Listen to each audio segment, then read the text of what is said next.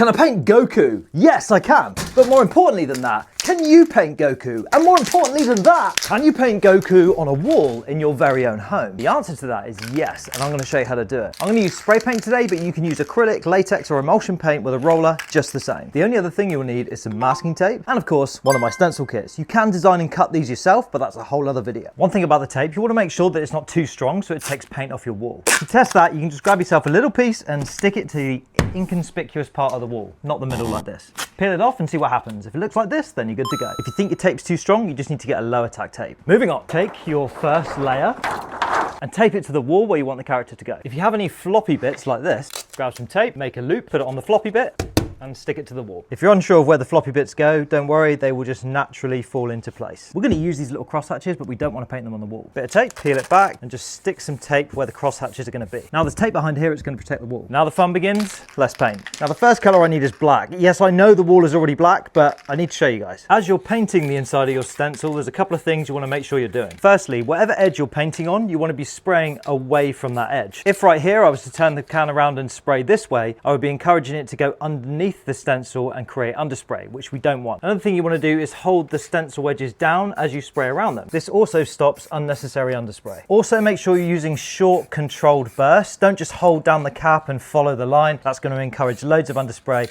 and you're going to use way too much paint. The same goes when you have large areas to fill. Don't just go ham like a madman. You want to use short controlled bursts just to gently fill in that space with the lightest coat of paint possible. Remember, you just want a light coat of paint just to cover the color underneath.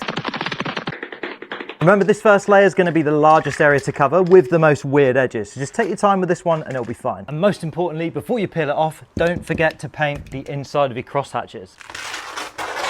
If you see any like patchiness like this, don't worry about it too much because remember, most of this is going to be covered with other colors and it's going to look sick at the end. This next part is where everybody gets it wrong every time. You must let this dry, like not just touch dry, like proper dry, because if you don't, then the next layer is just going to stick to this and it's going to ruin your painting, trust me. And once it's dry, we can come in with our next layer. You can use the crosshatches you painted earlier to make sure this lines up perfectly. And then we repeat the same steps as before with the next color. With all of my stencil kits, I provide a color chart so you know exactly which paints to buy.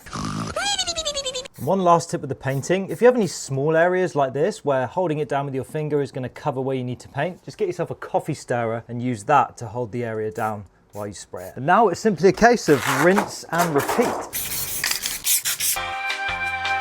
This last layer is all the line work. That's what really brings it to life. And boom. See, I told you could paint Goku. Now I can use this overlay to paint the background. So if you want to learn how to do that, just hit the follow button.